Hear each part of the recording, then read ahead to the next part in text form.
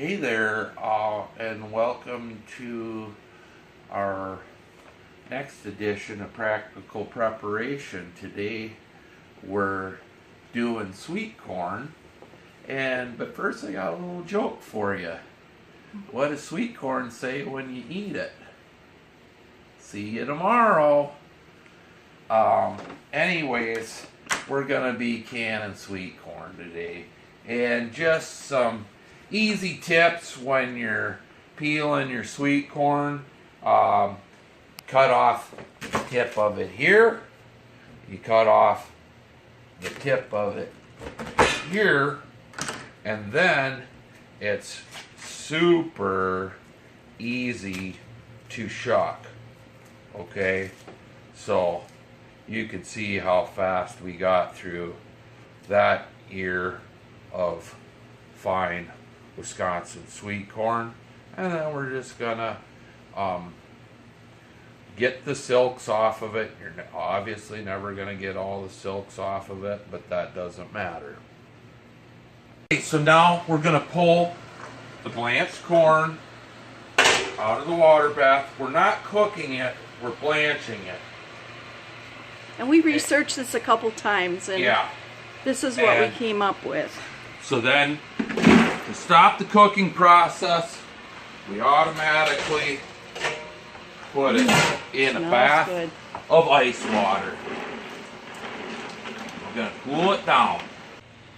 Okay, so now we're cutting the corn, and we've got two different ways of cutting the corn. Here's a specialized tool. I got these online, I think. They're a couple dollars. And they've got a serrated knife edge here. And you just kind of, some people on the internet put these in drills. I just think it would be more of a mess than anything else. But I just basically will run it through the full time. Then you want to run it halfway through and then grab the other end, because you've got a serrated blade there and you don't want to cut yourself on that. Now the other way is, we've used this before when we were canning potatoes, and this you can just basically run it down, like, is this how you're doing it, Pam? I know, it does take a little finesse. I don't like this way. No, but that's okay. You liked the gizmo right away too. You can do it like this. I like this tool more for potatoes than I do for corn. But maybe you got one of these at home. You don't have a corn cutter, so use it. But just don't cut too close to the cob, because your corn can kind of get pithy. Then not pissy, pithy. Yeah. And I used the Pampered Chef pitcher to hold my corn cutter on, and that made me a little less strain on my hands. So that'd be an idea for people. And I'm using a dollar store tub. That's true. Okay.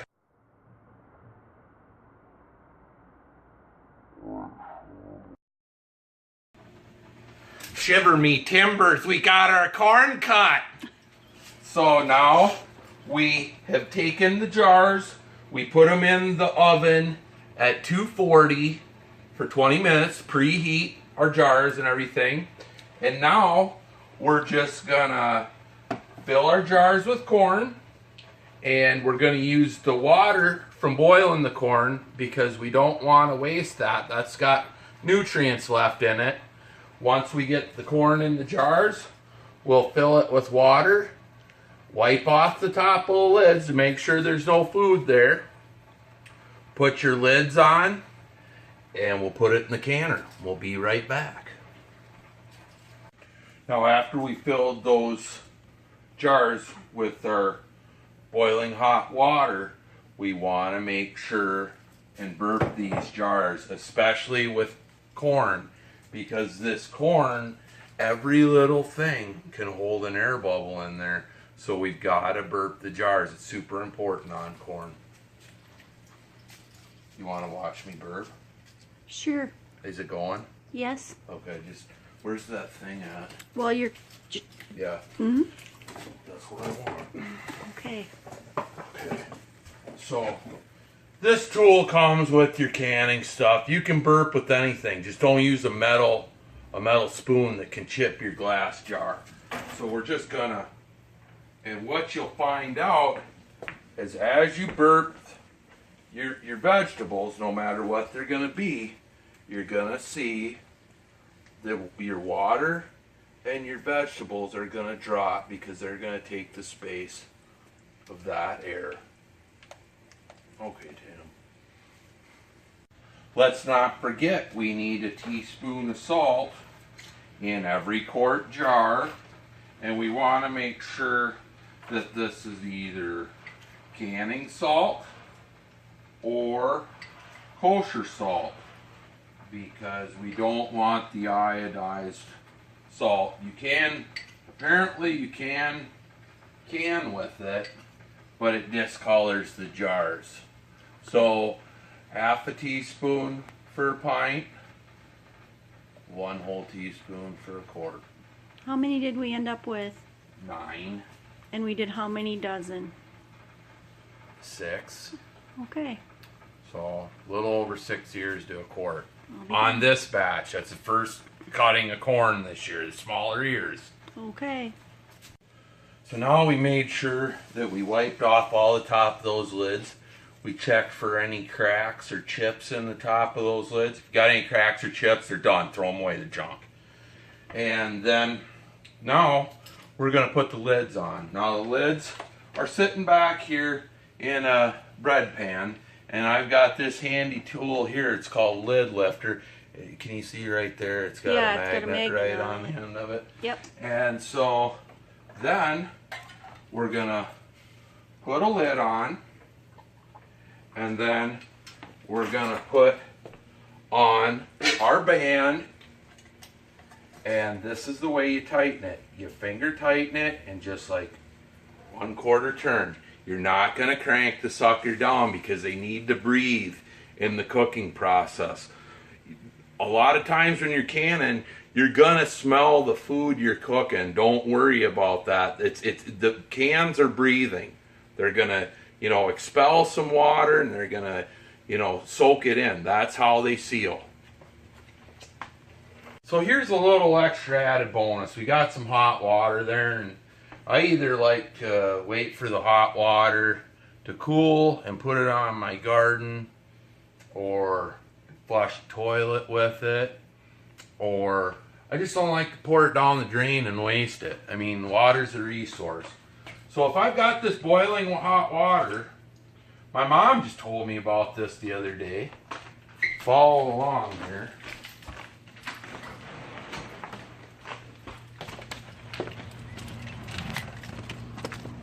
Still nice. I've got these plants in this crack here, and I'm just going to dump that boiling hot water all over.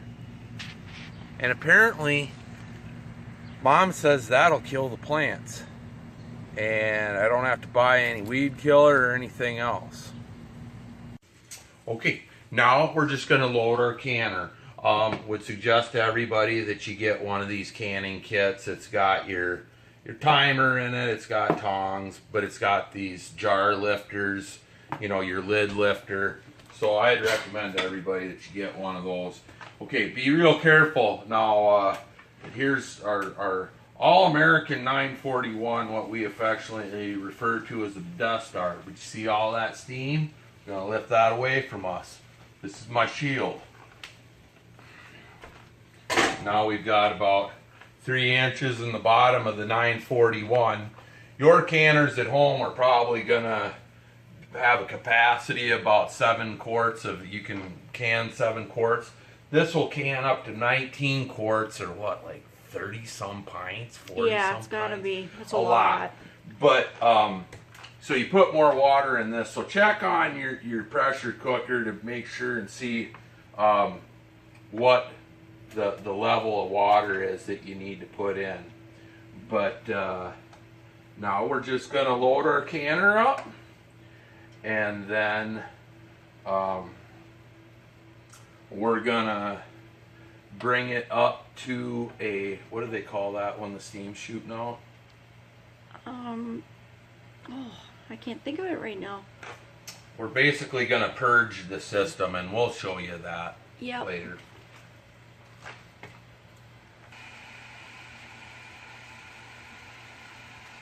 Is it running? Uh-huh. Okay, so now you can see we've loaded up our canner. We put just a splash of vinegar in there. And the reason we do that is because it keeps your jars nice and clear during the canning process. Don't have to do it, but you can. Now, we're going to put our lid on with the 941 here. And we're going to start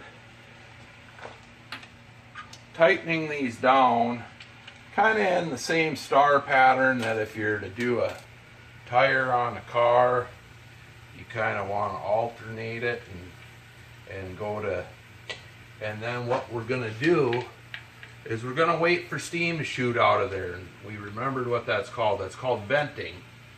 I don't know why we couldn't figure that out, but it's going to vent for 10 minutes. We're going to bring it up to pressure, 10 pounds, and we're going to, once it hits 10 pounds, we're going to set our timer for 85 minutes. It's venting already. Not good enough. Not good enough, but it is no. Started. Yeah, it's not good enough yet. Yeah. Okay. Now, you can see there is a major head of steam coming off of that. We vented it for 10 minutes. Now, we're going to put it on the 10 pound mark. And we're going to wait for that to come up to 10 pounds. Once it's come up to 10 pounds, we set our timer for 85 minutes. And that's our cook time. There's my babies. Just came out of the canner. They're still boiling inside the jars. And yeah, they look really good. Oh, they're one sealed. There's been several of them that have sealed up now. So yeah, once again, just like to thank you guys for watching my video, and hope you're all doing well. Yeah, we'll talk to you later.